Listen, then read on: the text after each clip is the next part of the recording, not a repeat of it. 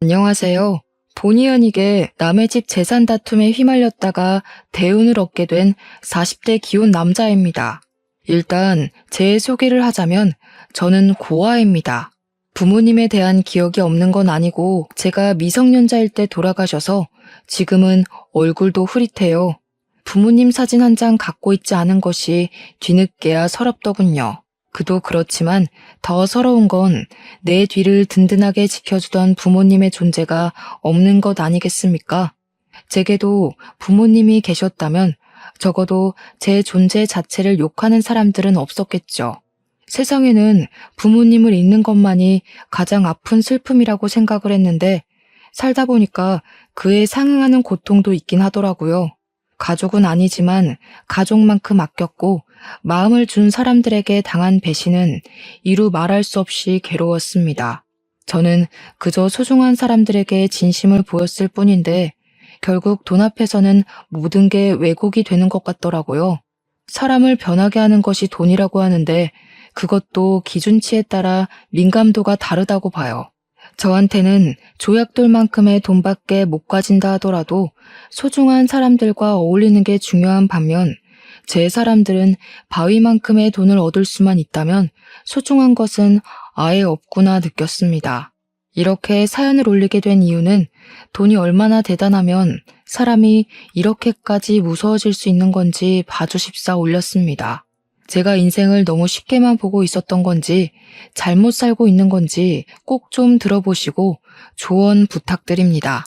제게는 유일한 가족인 아내가 있어요.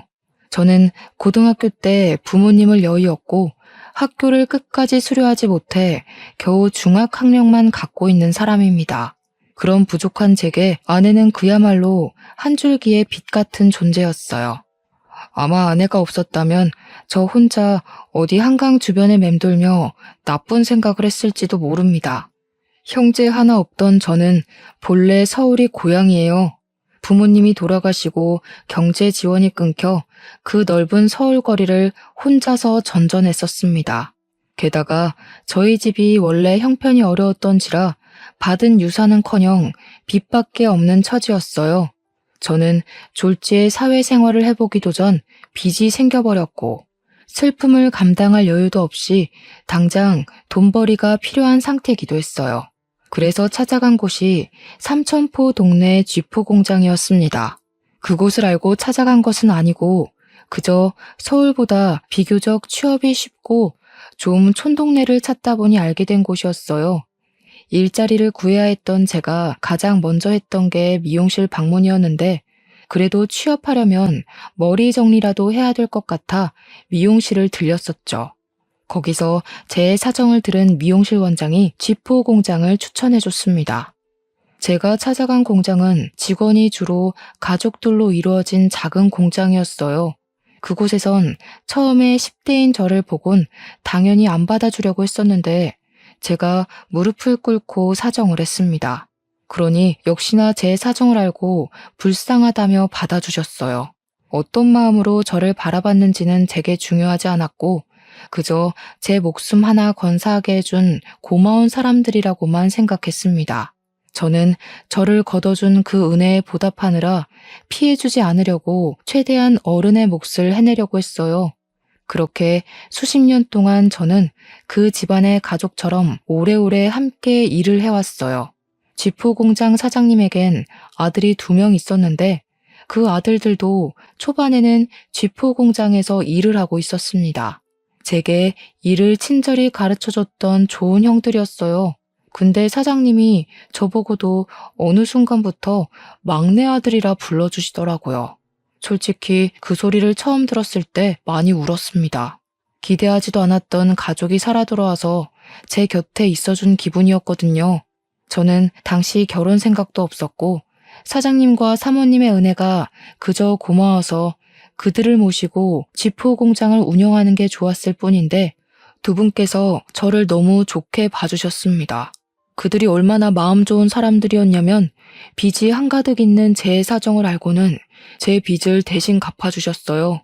당연히 제게 큰돈을 빌려준 거라 생각하고 당시 저는 차근차근 갚아나가고 있었죠. 어쨌든 덕분에 저는 돈에 목숨 걸지 않고 마음 편히 생활을 할 수 있었어요.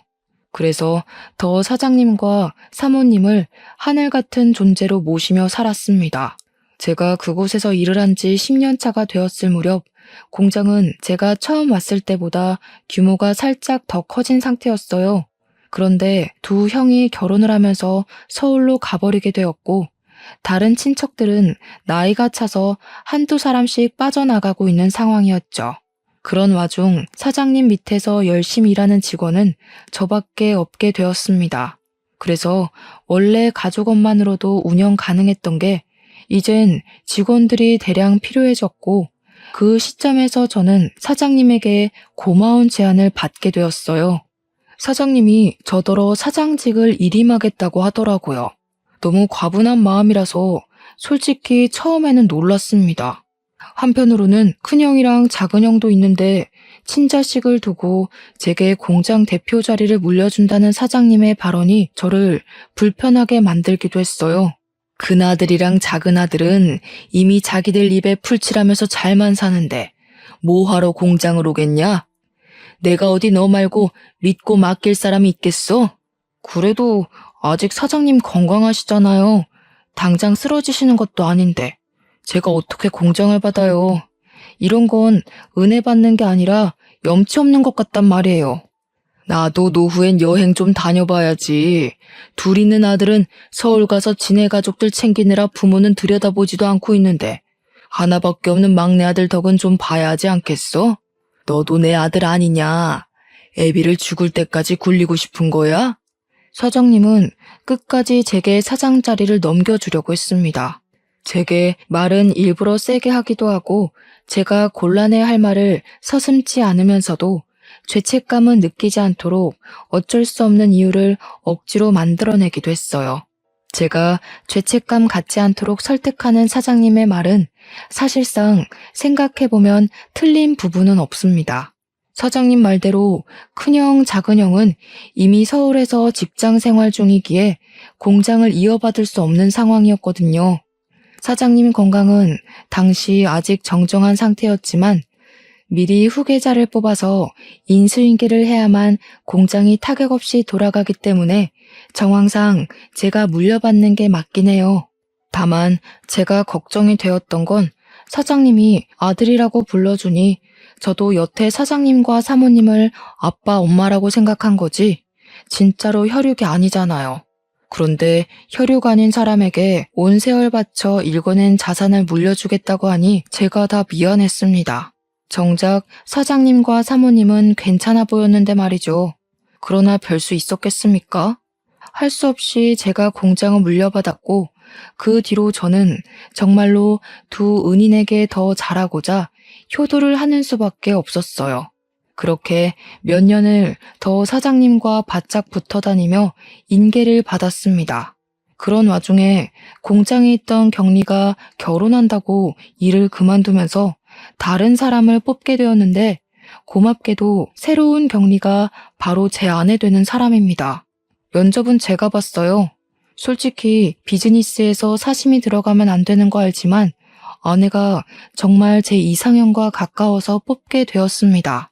뽑고 나서야 근무적인 부분에서 부족함이 있으면 어쩌나 걱정이 되었는데 다행히 아내는 일도 야무지고 칠칠 맞지 않았고 곧잘 하더라고요. 덕분에 저는 아내에게 더욱 빠지게 되었고 출근할 기분이 나서 구름을 타는 것 마냥 붕붕 뜬 시간을 보냈어요. 제겐 첫 여자였던 아내에게 감히 고백할 생각은 못하고 저 혼자서 남몰래 마음만 키워갔어요. 그런데 놀랍게도 한날 아내가 먼저 제게 호감을 표시해 주더라고요. 아내가 하는 말이 자기가 호감을 느낀 것도 사실이지만 먼저 고백을 할 수 있었던 건 제 얼굴에 감정이 다 티가 나서 제 마음을 모를 수가 없었다고 했어요. 제가 자신을 좋아한다라는 걸 확신할 수 있었기에 아내도 고백할 용기가 있었다고 했습니다. 참 멋없는 시작이었지만 그래도 좋았습니다.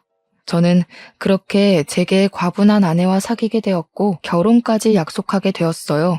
정말 감사하게도 사장님은 제가 친아들처럼 혼수까지 해주시더라고요. 괜찮다고 나도 모은 돈 많다고 했는데도 사장님은 늘 제게 고마운 말로 저의 입을 다물게 했습니다. 아들한테 혼수 안 해주는 부모도 있다냐? 자식이 진짜 나를 닮기라도 했나? 와이프 되는 사람도 참 이쁜 여자로 골랐다. 나도 네 엄마랑 결혼하려고 몇 년을 쫓아다녔는데 쓸데없는 소리 한다 또. 균성아, 필요한 거 있으면 우리한테 얼마든지 말해. 신혼집은 당연히 남자가 해가야 되는 거 알지? 집은 공장이랑 가까운 데로 계약했는데 시간 나면 괜찮은지 보고 와라.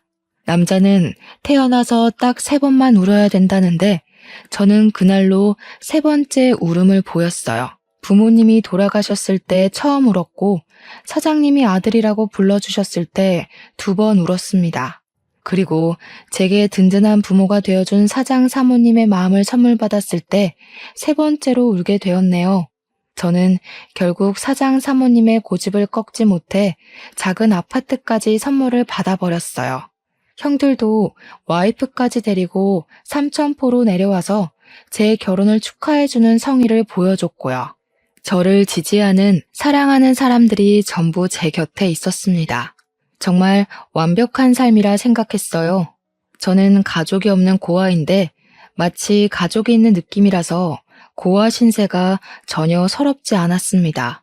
그래서 평생 이제 행복할 일만 남았다고, 내가 과분하게 받은 이 행복을 보답할 일만 남았다고 생각했습니다. 하지만 누가 그런 소리를 했던 기억이 있는데요.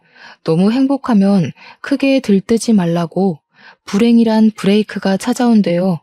그 말이 망상은 아니더라고요. 살아갈 이유가 가득하기만 했던 제게 부모님을 잃었을 때와 같은 고통이 닥쳐왔습니다. 그 문제는 제가 존경하는 사장님의 병세가 악화되기 시작했을 때부터 일어났어요. 사장님은 쥐도 새도 모르게 찾아온 암 때문에 발견 즉시 시한부 선고를 받았습니다. 그 때문에 사장님의 친아들 2명과 제가 병실에 한데 모인 적이 있었어요. 그렇게 모이게 된 건 제 결혼식 이후 오랜만이었습니다. 오랜만에 같이 얼굴 보니까 좋네. 다름이 아니고 내가 시간이 얼마 안 남았잖아. 살아있을 때 재산 정리를 좀 하고 싶어서 불렀다. 그 자리에서 사장님은 자기 멀쩡할 때 재산 얘기를 하고 싶었다고 하면서 입을 떼기 시작했어요. 당연히 저는 남의 일이라고만 생각했습니다. 다시 말하지만 가족처럼 살긴 했어도 저는 친가족이 아니잖아요. 그런데 사장님이 하는 말은 제게도 충격이었어요. 사장님이 큰형, 작은형 얘기를 먼저 하면서 둘에게 지분을 40%씩 똑같이 나눠주고 나머지 20%는 약소하지만 제게 떼어줄 거라고 하시더라고요. 사장님 재산에서 20%면 무려 8억 가까이나 되는 돈이었습니다. 그것만으로도 충분히 놀라서 당황스러웠는데 사장님이 뒤에 덧붙이는 말은 제대로 된 불씨를 지폈어요. 공장은 균성이가 내내 운영했으니까 앞으로 균성이 몫인 거라. 여기에 대해선 불만 갖지 마라. 너희들이 가족 꾸려서 서울 밥 먹을 때 균성이는 밤도 옳게 못 자고 혼자서 공장 관리했다. 당연히 하던 놈이 공장 소유하는 게 맞지 않겠냐? 사장님의 이 결정은 좀 많이 놀랐어요. 사장님이 제게 그냥 공장을 물려준다고 했을 땐 제가 도맡아 운영하다가 다시 사장님이나 사모님께 돌려줄 생각을 하고 있었거든요. 사장님 말대로 공장까지 제게 넘어와 버리면 사실상 큰형이랑 작은형 대비 제게 떨어지는 상속 비율이 크게 차이나지 않았기 때문이에요. 물론 당연히 감사한 일이지만 솔직히 면목이 없었습니다. 사장님의 결정을 뒤늦게 말렸지만 사장님 생각은 단호했습니다. 그렇잖아도 큰형이랑 작은형 표정이 안 좋더라고요. 그렇게 사장님과 저희는 불편한 면담을 끝내고 나란히 병원 밖을 나왔어요. 병원 입구를 나오자마자 큰형과 작은형이 차가운 목소리로 말하더라고요. 정말 처음 듣는 목소리였습니다. 가족 해줬더니 집안 돌아가는 꼴 참 우습다. 안 그래 균성아? 넌 좋겠어. 아무것도 없이 우리 가족 안에 들어왔다가 재산까지 받게 생겼으니까. 이 정도면 인생 역전 수준 아니냐? 고아가 억대 자산가가 됐네. 그러게 말이야. 아무리 그래도 친자식만큼 받아가는 건 좀 아니지 싶다. 어떻게 굴러 들어온 돌이 박힌 돌을 빼려고 하냐? 우리 없는 사이에 아빠한테 얼마나 알랑방귀 낀 거야. 대단하다. 역시 두 형은 재산 때문에 기분이 안 좋은 듯 했습니다. 그래서 저는 형님들에게 나는 아무것도 받지 않아도 된다고 사장님을 내가 설득해 보겠다고 했더니 큰형이랑 작은형이 손사래를 치면서 그렇게 나오면 자기들이 나쁜 놈 되지 않냐고 그냥 받으라고 하더군요. 그렇게 떠나버린 형님들은 서울 잘 도착했냐는 제 문자를 대놓고 씹었습니다. 사랑하는 형제들과 사이가 틀어져 버린 것 같아 많이 속상했어요. 그 불편한 일이 찝찝하게 마무리된 것 치곤 굉장히 잠잠한 시간을 흘려보냈습니다. 그럼에도 저는 상속 문제 때문에 혼자 계속 마음이 편치 않았고 사장님 병간호를 병행하면서 사장님을 설득해 보기도 했어요. 그랬더니 형님들 말대로 사장님은 제게 형들이 뭐라고 쪼더냐 하면서 형님들을 안 좋게 생각하더라고요. 저는 관계가 더 멀어지는 것 같아 사장님에게 더는 말을 꺼낼 수 없었습니다. 소가리를 심하게 하다 보니까 점차 제 기력이 초췌해져 갔어요. 그런 제게 힘이 되어준 건 제 아내였어요. 아내는 언제나 제 선택을 존중하겠다고 했고 제가 무슨 선택을 해도 내 잘못 아니니까 너무 상심하지 말라며 위로를 했어요. 그러면서 매일같이 맛있는 밥을 차려주고 약도 챙겨주고 열심히 제 내조에 힘을 썼죠. 저 때문에 제가 사랑하는 사람들 사이에 균열이 생기는 것 같아서 솔직히 두려웠고 다 버리고 떠나고 싶기도 했거든요. 그런데 아내를 보고서 제가 할 수 있는 데까지 노력해보고자 마음을 단단히 먹을 수 있었어요. 하지만 역시나 저의 찝찝했던 기분은 괜한 것이 아니었나 봐요. 어느 날 새벽에 사모님한테 전화가 왔는데 저더러 집에 좀 와줄 수 있냐고 하는 겁니다. 전화상으로도 느껴질 만큼 사모님 목소리가 안 좋았어요. 바로 일어나 옷을 갈아입는데 아내도 깨서는 같이 가자고 하더라고요. 사장 사모님이 제게 부모 같은 존재다 보니까 아내도 자연스레 사장님 내외를 시부모처럼 모셨거든요. 저희 둘은 얼른 챙겨서 그 야밤에 사장님 집을 향했습니다. 사장님 집과 저희 집은 공장 주변에 있어서 아주 가까웠어요. 걸어가도 되는 거리여서 급히 뛰었습니다. 집에 들어갔더니 집이 어질러져 있더라고요. 사모님은 거실 한가운데 서서 아무래도 강도가 든 것 같다면서 벌벌 떨고 있었습니다. 너 아빠 간병한다고 한동안 집을 안 왔었잖아. 짐 좀 챙기려고 와봤더니 세상에나 이 지경으로 되어 있지 뭐니? 우리 집에 올 사람이 없는데 왔다고 해도 애들이면 연락을 했을 거고 이렇게 집을 엉망으로 해놓지도 않았겠지. 아내가 불안해 떠는 사모님의 손을 잡아주었고 저는 일단 경찰에 신고를 했습니다. 그리고 사모님에게 뭐 없어진 거 없는지 찾아보자 했어요. 고맙게도 며느리가 사모님 곁에 딱 붙어서 같이 움직여 주더라고요. 저는 혼자 다른 방에서 이것저것 뒤집고 있었는데 나중에 사모님이 소리를 질러서 그곳으로 뛰어갔습니다. 사모님이 침대 밑에 서랍을 허겁지겁 뒤지면서 무어라 중얼거리더라고요. 없어진 거 있냐고 하니까 사모님이 큰일 난 목소리로 말했는데요. 아휴, 어떡하니? 너네 아빠 유언장이랑 공장 땅 매매 계약서가 없어. 중요한 거라서 일부러 침대 밑에 넣어둔 건데. 여기는 우리 식구들밖에 모르는 곳이거든. 이거 어쩌면 좋니? 응? 사모가 식구들만 아는 곳이라고 하는데 그 순간 속상하게도 촉이 딱 오더라고요. 큰형과 작은형이 가장 먼저 떠올랐어요. 정황상 따져보더라도 진짜 도둑이 아닌 이상 사장님이나 사모님, 형님들 중 범인이 있다는 건데 사장님이 자기 걸 도둑질했을 리는 없잖아요. 더군다나 사장님은 입원 상태라 외출이 불가한걸요. 그래서 저는 그 자리에서 바로 큰형과 작은형한테 전화를 넣었습니다. 나란히 부재 중이었어요. 저는 일단 우리 집으로 사모님을 모셨고 아내한테 사모님을 부탁한 뒤 그 새벽에 서울로 올라갔습니다. 큰형과 작은형 집 주소를 알고 있어서 둘을 찾아내는 건 어렵지 않았어요. 갔더니 둘이 아주 똑같은 반응이더라고요. 저를 아주 문전박대하면서 자기들은 모르는 일이라고 오히려 큰 소리를 쳤습니다. 형님들이 벌인 짓인지 아닌지는 경찰에 신고해서 알아보면 돼. 만약 형님들 짓이 맞으면 사장님한테 무릎 꿇고 용서 빌 준비나 하라고. 내가 이거 밝혀내서 사장님한테 다 말할 거야. 이렇게 돈에 눈 멀어서 부모님 속 썩일 거면 차라리 상속받지 마. 우리 다 아무것도 받지 말고 예전처럼 지내자고. 저는 선포 같지 않은 선포를 하면서 속상한 마음까지 토로하고 집으로 돌아왔습니다. 제가 뭐라고 형들에게 상속받지 말라 참견을 했는지 이해 안 되실 수도 있어요.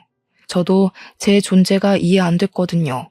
그럼에도 형들한테 그렇게까지 오지랖을 부리고 싶었습니다. 그리고 저는 그때부터 불행의 중간 기로로 들어서요. 어느 날 제게 믿을 수 없는 일이 일어나고 마는데요. 공장 앞에 주차해놨던 제 차를 좀 빼달라고 누가 새벽에 전화를 한 날이었습니다. 한 번도 그런 연락을 받은 적이 없는데 그날 새벽에 모르는 번호로 그런 의문의 전화가 왔고 저 때문에 잠에서 깬 아내를 두고 잠깐 외출을 했어요. 공장 앞으로 나가 제 차 주변을 맴돌았는데도 사람은 보이지 않더라고요. 그래서 제게 걸려온 전화번호로 다시 연락을 해보았습니다. 그리고 그날의 기억은 여기까지가 마지막이었어요. 제가 한눈판 사이 웬 괴한이 제 머리를 둔기로 후려쳤거든요. 고통도 느껴지지 않을 만큼 머리가 울리면서 눈앞이 새하얘졌습니다. 쓰러진 줄도 몰랐던 저는 정신을 잃어가던 중에 순찰하던 경찰차 불빛을 봤어요. 그리고 그 불빛에 비친 괴한의 신발도 눈에 들어왔죠. 그렇게 더는 기력을 쓰지 못하고 혼절해 버렸습니다. 제가 다시금 정신을 차렸을 때는 병원이었어요. 제 옆에서 아내가 울고 있더라고요. 제가 일어난 걸 본 아내는 급히 의사를 데려왔고 의사가 소견을 말하길 급소를 피해서 맞았기 때문에 뇌진탕으로 무사히 넘길 수 있다고 했습니다. 그렇다고 다행일 순 없는 게 조금만 잘못 다쳤다면 그대로 즉사했을 정도로 위험했다고 하더라고요. 아내는 제가 살았다는 생각에 다리에 힘이 풀려서 오열을 했어요. 그러면서 아내가 제 기억에는 없는 얘기를 서럽게 호소하는데 하는 말들이 뭔가 상황이 잘못되었다는 걸 암시하고 있었어요. 사장님 돌아가셨어. 근데 당신이 죽였대. 당신이 그런 거 아니잖아. 도대체 무슨 일이 있었던 거야? 누가 당신한테 그런 짓을 한 거야? 당신도 피해자라고 내가 계속 말했는데 사장님 아들분들이 말도 안 되는 증거물 얘기까지 하는 바람에 다들 당신이 사장님한테 해코지한 줄 알고 있어. 그날 그렇게 의식을 잃은 저는 무려 5일 동안 깨어나지 못하고 내내 기절해 있었다고 했습니다. 아내가 지난 3일 동안 장례식장과 내 병실을 오가면서 지냈었는데 분위기가 많이 안 좋았다고 했어요. 그 원인이 저 때문이라서 아내도 사장님 발인까지는 함께하지 못하고 쫓겨났다네요. 그러니까 당시 제가 사장님을 죽인 가해자라고 여론이 몰려있는 상황이었다는 겁니다. 사장님 장례식장에서 큰형이랑 작은형이 알 수 없는 증거물을 기반으로 저를 가해자로 몰았다고 했어요. 그 증거물은 다름 아닌 공장 주변 CCTV였대요. 제가 공장 주변 사장님 집에서 사장님 재산을 불법적으로 빼돌리려고 했는데 그때 운 좋게 괴한이 공장 털러 왔다가 나를 공격했고 지나가는 경찰에게 발각되어 저를 잡았다는 말도 안 되는 얘기였어요. 뿐만 아니라 또 제가 매일 사장님 병문안을 가는 점을 이용해서 그걸로 제가 사장님 산소호흡기를 뗐다고 구라를 쳐놨다는 게 아닙니까? 하필 그날은 사모님이 집을 들락날락하며 바깥일을 볼 때라서 병실에 없었을 적이었습니다. 그래서 제가 퇴원을 하면 경찰로 연행될 처지라고 하는데 아내 얘기를 다 들어도 도통 어떻게 이해를 해야 되는 건지 어렵기만 하더라고요. 제가 사장님을 죽였다뇨? 사장님이 저한테 어떤 사람인데요? 돌아가신 부모님 다음으로 제게 부모가 되어준 분이 아닙니까? 제가 사장님 대신 죽었으면 죽었지 절대 사장님께 그런 짓 못합니다. 대체 일이 왜 이렇게 됐나 곰곰이 생각하고 있는 와중 아내가 한마디 더 붙였는데요. 재산 상속이 아직 완벽하게 처리가 된 건 아니지만 제 몫이었던 재산은 일단 모조리 철수가 되었다고 하는 겁니다. 그 순간 더 묻고 따질 것도 없이 바로 큰형이랑 작은형이 생각나더라고요. 이 형들이 돈에 미쳐서 이젠 사람까지 해코지하려 드는구나 싶은 거 있죠. 막 나가는 형들을 이대로 두면 안 될 것 같았습니다. 저는 아내한테 폰을 달라고 했고 당장 사모님한테 전화를 걸었어요. 사모님이 계속 부재 중이더라고요. 아내 말로는 아마 사모님도 제게 큰 실망을 했을 거라고 하더군요. 공장 직원들한테까지 제 소문이 안 좋게 퍼져서 저는 이미 사장직에서 쫓겨난 상태이기까지 했습니다. 너무 기가 막혔습니다. 저 완전 짜고 치는 계획에 걸려든 거잖아요. 제대로 된 생각을 해야겠는데 머리를 굴릴수록 머리가 너무 아파서 도통 생각을 할 수가 없더라고요. 괴로웠습니다. 근데도 그 와중에 저를 믿고 보듬어주는 건 제 아내뿐이었어요. 아내는 제가 그럴 사람이 아니라는 걸 무조건 믿고 있었고 제가 이 상황을 잘 해결할 수 있도록 끊임없이 안정감을 주려고 노력했습니다. 그러면서 그냥 다 버리고 타지로 떠나자는 말을 하더라고요. 아내가 웬만하면 제가 하자는 결정대로 기다려줄 사람인데 그날 처음으로 먼저 의견을 내주었어요. 아내도 제가 남의 집구석에서 할퀴어지고 다치는 걸 보기가 힘들었나 봅니다. 저도 마음 같아선 아내 말대로 재산 다툼에서 빠져주고 싶었습니다. 하지만 제가 이렇게 떠나버리면 돌아가신 사장님한테 예의가 아니라는 생각이 들었어요. 사장님이 정말로 명줄이 다해서 돌아가신 게 아니라 누군가에게 피살된 거라면 그 진상을 밝혀야 되지 않겠습니까? 그게 수십 년 동안 아들도 아닌 남의 집 자식을 제 아들처럼 안고 키워주신 사장님에 대한 마지막 효도라고 생각했어요. 저는 몸을 움직일 수 있을 정도로만 회복을 하고 몰래 퇴원을 했습니다. 그리곤 경찰에게 연락 않고 몰래 공장을 찾았어요. 그러니 공장 직원들이 저를 보자마자 꺼지라고 물 뿌리고 침 뱉고 난리를 치더군요. 깜빵에 있어야 할 놈이 어떻게 밖을 싸돌아다니냐는 둥, 사장님이 나를 얼마나 아꼈는데 그런 파렴치한 욕심을 품냐는 둥, 저를 썩은 놈으로 보고 있었습니다. 저는 당연히 제 짓이 아니라고 해명했어요. 하지만 애초에 다들 제 말을 들어줄 생각이 없는 것 같더라고요. 빗자루까지 들고 와서 저를 패길래 저는 아내가 위험해질까봐 얼른 그 자리를 빠져나왔습니다. 그리고 그 다음엔 사장님 집을 찾아갔어요. 초인종을 눌렀더니 사모님의 다 죽어간 목소리가 저를 안 보고 싶다고 문전박대를 하시더군요. 저 혼자 왔으면 사모님이 끝까지 집에 안 들였을 텐데 옆에서 아내가 사모님에게 사정하며 설득해서 끝내 저희 둘 다 집안에 들어갈 수 있었습니다. 사모님 표정은 저를 원망하고 있기도 했고 배신감에 서글퍼 있기도 했어요. 저를 보자마자 눈물을 흘리며 공장 직원들이 그랬던 것처럼 저를 탓하더라고요. 그래도 나는 끝까지 너를 믿었어. 그런데 네가 어떻게 그래? 우리 그이가 너를 진심으로 아들이라 생각했는데 어떻게 재산 때문에 그런 끔찍한 짓을 벌일 수가 있어? 이 양심 없는 놈아, 너는 여길 찾아올 자격도 없어. 저를 원망할 수밖에 없다는 거 알아요. 근데 제가 그런 거 아니에요. 저한테 사장님이 어떤 존재인지 잘 아시잖아요. 저는 공장도 필요 없고 재산도 필요 없던 사람이에요. 돈 때문에 사장님 배신할 거면 제가 나이 40 될 때까지 버티고 있었겠어요? 저 쓰러졌던 날, 저 때리고 도망친 사람을 봐서 찾아온 거예요. 제가 해명을 해도 사모님은 울기만 했지 제 말을 믿어주지 않았습니다. 돌아가신 사장님이 불쌍하다면서 계속 제 등짝을 때렸어요. 거기다 대고 저는 그날 새벽 제게 전화를 해서 공장 앞으로 나오라고 했던 사람의 통화 녹음을 들려줬습니다. 그러니 사모님께서 집중을 해주시더라고요. 저는 설명을 덧붙여서 그때 상황을 설명했고 둔기를 맞고 쓰러지면서 눈을 감기 전에 도망가는 사람 신발을 봤다고 했어요.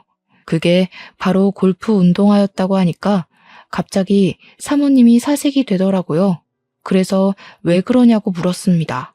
사모님이 우왕좌왕하면서 휴대폰을 보여줬는데요. 혹시 이런 골프화였냐고 묻더라고요. 제가 그날 본 건 바이올렛 색상의 베이지 밑단을 단 수제 운동화였거든요. 근데 사모님이 보여준 것도 제가 본 것과 동일한 색상이더라고요. 그래서 저는 바로 이게 맞는다고 이걸 어떻게 사모님이 갖고 있냐고 물었죠. 네 형들이 골프 좋아하잖니. 네 아빠가 형들 생일 선물로 한 켤레씩 주문 제작한 거야.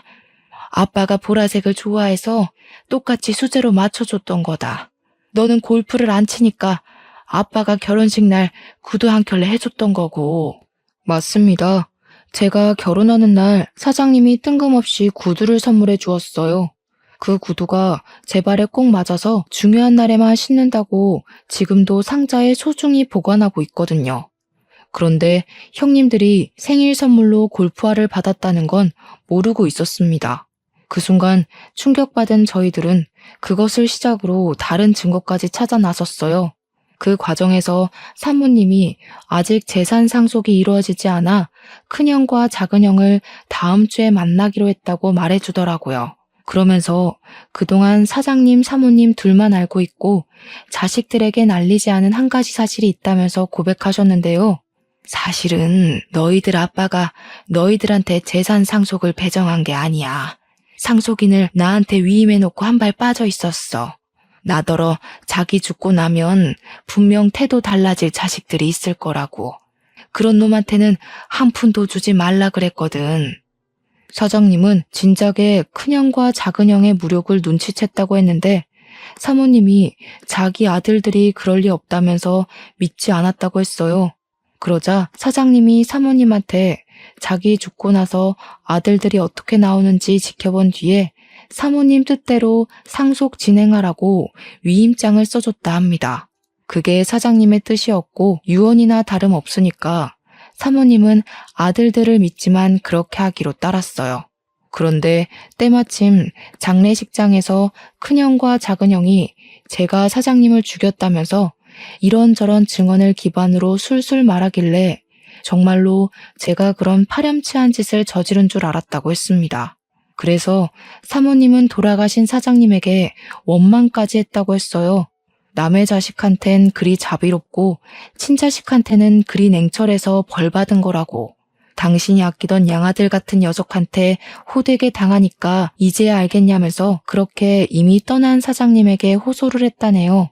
그 일 때문에 저한테 단단히 화가 난 사모님은 제 앞으로 된 재산은 전부 철수하겠다고 그렇게 아내한테 통보를 했대요.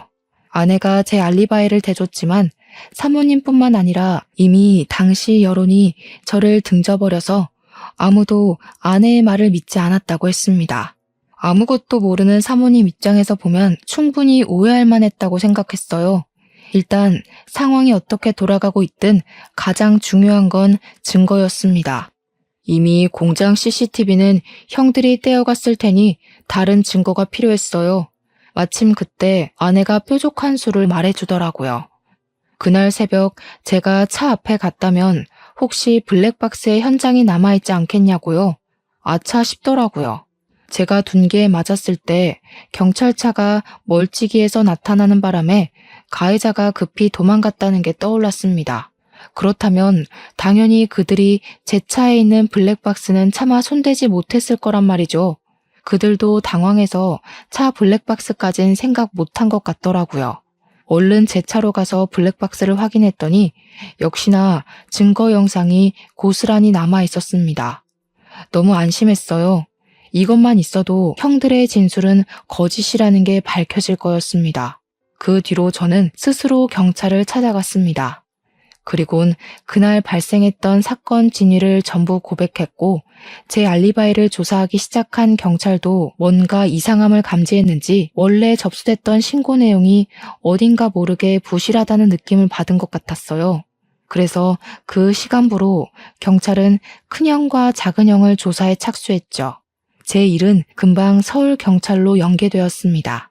얼마 뒤 큰형이랑 작은형이 나란히 잡혔다는 연락을 받고 저랑 아내 그리고 사모님은 같이 서울로 올라갔어요. 서에 도착했더니 큰형이랑 작은형이 저를 보자마자 살인자 새끼라고 삿대질을 하는 겁니다. 이 새끼가 감히 누구한테 누명 씌우려고. 형사님들, 저 녀석 말 들으면 안 돼요. 제가 아들이잖아요. 저 녀석이 우리 가족한테 들러붙을 때부터 수상했다고요. 제대로 확인해 보시라니까요. 큰형은 끝까지 제 탓을 했고 작은 형은 저한테 쌍욕까지 일삼았습니다. 하지만 저는 잠시 대꾸를 참고서 묵묵히 경찰에게 제 입장을 표명했어요. 그리고 병원 CCTV도 구석구석 확인해 볼 것을 따로 요구했습니다. 병원 CCTV에 좀 당황했는지 큰형이 옆에서 사기치지 말라며 제 멱살을 잡더라고요. 뻔뻔하게 어디서 수작질이야? 네가 만들어낸 증거인 줄 모를 것 같아? 그래봤자 네가 우리 아빠 재산 빼먹으려고 들러붙어 있던 사실은 안 바뀌어. 거지새끼 걷어줬더니 자기가 진짜 친자라도 되는 줄 아나. 어디서 감히 우리 아빠 돈을 탐내? 겨우 이것밖에 안 되는 사람이라는 게 놀랍다. 돌아가신 사장님이 불쌍하네. 친자식이라고 둘씩이나 있는 아들들이 어떻게 지나가는 똥개만도 못할까? 그렇게 사장님 돈 독식하고 싶었어? 사장님 호흡기까지 손댈 만큼 돈에 미쳐 있었던 거야? 입 닫아. 네가 뭘 안다고 주제넘게 나불거려? 네가 아들이라고 해봤자 현실은 피 한 방울 안 섞인 고아 새끼 아니야. 네 부모가 죽기 전에 그리 유언 남기디? 남의 집에 빌붙어서 재산 빼먹고 살라고? 자꾸 사장님 돈이 형 돈인 것처럼 얘기하는데 그러는 피 섞인 형들은 고아 새끼인 나보다 못나서 재산 비율도 나랑 비슷하게 책정받은 거 아니야? 자기보다 잘난 사람한테 시기하는 건 우월감이 아니라 열등감이야. 형들 지금 열등감 덩어리 같아. 그때 더는 덤빌 말이 없었는지 큰형이 제게 손을 쓰려고 하더라고요. 나이 말고는 저보다 나은 게 없는 것 같은데 제가 그런 못난 사람한테 주먹을 왜 맞아주겠습니까? 당연히 형 주먹이 날아오르기 전 제가 먼저 박치기를 해서 큰형의 코피를 터뜨렸어요. 큰형 바로 저를 놓고 비명을 지르며 구부러지더라고요. 눈물이 찡 올라온 모습이었습니다. 형들이 날고 기어봤자 상속은 이미 사모님 몫이야. 날 제거할 게 아니라 사모님한테 효도를 했어야지. 그 정도 나이 먹고도 내가 하나하나 가르쳐줘야겠어? 무슨 소리야? 엄마 몫이라니. 아빠가 이미 우리한테 상속한다고 구두 약속했잖아. 유언장에도 그렇게 쓰여있다고 어디서 사기를 치려고 해? 바로 확인시켜줘? 유언장은 분명 의문의 강도에게 도난당했을 적이었습니다. 작은 형은 자기가 어떤 실수를 하고 있는지 모르고 있는 것 같더라고요. 신기하네. 유언장은 얼마 전 도둑 맞았는데 형 말은 꼭 그 유언장을 갖고 있다는 걸로 들린다. 뭘 조작해놨든 그 가짜 유언장이 뭔 소용이겠어. 이미 사장님이 사모님한테 상속인 위임했어. 사모님한테 위임장도 따로 있고. 아, 이렇게 말하면 너희들 엄마도 해코지한 뒤에 나한테 누명 씌울 건가? 큰형이랑 작은형은 계획이 틀어졌다는 것에 크게 당황하며 표정으로 드러냈습니다. 뭔가 잘못되고 있다는 걸 얼굴로 티냈어요.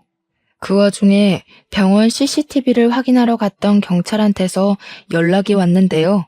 영상에는 제가 먼저 병문안 다녀온 뒤 간호사들이 몇 번 왔다 갔다 했고 그 다음에 형들이 들락날락한 정황이 드러났는데 형들이 병실을 나가고 나서 수상쩍게 두리번거리는 것이 포착되었답니다. 그리곤 몇 분 뒤에 다시 병실로 들어간 간호사가 순간 급하게 뛰쳐나오더니 의사를 불러와서는 병실에 있는 사장님 침상을 끌고 임종실로 옮기는 게 드러났다네요. 형들 집을 압수수색한 경찰들도 형들 집에서 위조된 유언장과 절도한 땅 문서까지 발견했다고 했습니다. 빼도 박도 못하고 쉽게 발각된 증거들 때문에 큰형과 작은형은 더 이상 할 말을 잃고 좌절했어요. 그리곤 그제야 저와 사모님께 용서를 구하면서 악의는 없었다고 무릎을 꿇었습니다. 형들은 더 지체할 것 없이 그 자리에서 구속이 되었어요. 연행당하는 아들들을 보면서 사모님은 울며 불며 자식들을 패기 시작했습니다. 도대체 균성이한테 무슨 짓을 한 거냐? 아무 잘못 없는 아이한테 왜 그런 짓을 했어? 너희들이 그러고도 사람이야? 이제 네 아빠 얼굴을 어떻게 보니? 그래도 내 배 아파 낳은 자식이라고 끝까지 편을 들었는데 어떻게 엄마 마음을 이렇게 찢어 놓을 수가 있어? 며느리는 사모님을 보필하면서 주저앉는 사모님을 보듬어 주었습니다. 형님들 둘은 아무 말 없이 고개만 숙인 채 형사가 가는 대로 멀어졌어요. 그리고 저희는 서울에서 내려오게 되었죠. 그 뒤로 들은 소식이 당연히 자기 아빠를 죽인 형들은 징역살이를 살게 되었는데요. 문서 위조에 절도죄까지 포함되어 형량이 제법 나왔어요. 사모님께서 출소한 아들을 맞이할 수 있을지도 모를 정도로 길었습니다. 한꺼번에 힘든 일을 겪은 사모님은 저희가 혼자 두기 걱정되어 저랑 아내가 사장님 집으로 이사를 갔습니다. 현재도 사모님을 모시고 살고 있어요. 저는 다시 공장 대표 자리를 찾았고요. 사모님이 제게 사장님 재산의 70%를 떼주었습니다. 나머지 30%는 패 죽일 놈도 아들은 아들이라고 몫을 조금 남겨놓아야겠다고 하더군요. 그게 사모님의 괴로운 마음에 조금이나마 위안이 된다면 저도 사모님 뜻을 충분히 존중해 줄 수 있습니다. 그리고 저를 오해했던 공장 직원들도 당연히 오해가 풀렸고 제게 사과를 했어요. 사장님 아들 욕까진 차마 더 하지 못하더라고요. 어떤 분은 잘 알지도 못하고 저를 막대했다는 죄책감에 일을 그만두기도 하셨습니다. 제 아버지뻘 같은 분이셨는데 일을 참 우직하게 잘하셨던 분이거든요. 저는 정말 괜찮았고 상황이 그럴 수밖에 없었던 건데 그만두셨다고 해서 속상했습니다. 그분께 따로 문자를 넣어드렸는데 답장은 오지 않았어요. 그분께서 혹시 라디오 사연을 들으신다면 죄책감 가질 필요 없다고 그저 당신도 군중 심리에 이용당한 피해자가 아니냐고 위안의 말씀 올리고 싶네요. 다른 직원분들과의 관계는 더할 나위 없이 돈독해졌습니다. 아직은 다들 제게 죄책감을 갖고 있는 것이 눈에 보이지만 이마저도 관계 회복의 과정이라 생각하고 그들의 시도 때도 없는 사과를 자연스럽게 받아들이려고요. 이렇게 폭풍 같은 지옥이 지나고 나니 좋은 일들이 수두룩하게 찾아오는 것 같아요. 정말 기쁘게도 저희 부부에게 축복이 찾아왔어요. 저번 주에 제가 바빠서 아내랑 사모님이 같이 산부인과 가서 초음파 사진을 찍고 왔는데 아기가 아직 너무 콩알만해서 우리 아이인 게 실감나지 않더라고요. 아들일지 딸일지는 모르겠지만 우리 예쁜 아내를 닮았으면 좋겠다는 생각을 해요. 그리고 저 또한 내 자식으로 찾아와준 우리 축복이에게 부끄럽지 않은 아빠가 되도록 노력할 겁니다. 무엇보다 건강하고 가진 것에 감사하며 살 줄 아는 바람직한 아이로 키울 거예요. 너무 과분한 바람은 아니겠죠? 말을 하다 보니 덜컥 겁이 나서 제가 잘할 수 있을지 모르겠네요. 아이 기다리는 일이 원래 이렇게 긴장이 되는 건가요? 다른 아빠들도 다 그렇겠죠? 아무튼 저랑 아내 그리고 제게 어머니와 같은 사모님까지 저희는 곧 새로 생길 식구인 아이를 만날 그날만 손꼽아 기다리면서 한동안 설레는 시간을 보낼 것 같습니다. 다소 지저분했을 사연이었는데 중간에 채널 돌리지 않고 집중해줘서 감사해요. 청취자분들 인생은 태풍 길 없이 산들바람만 이는 삶이길 바랍니다. 행복하세요.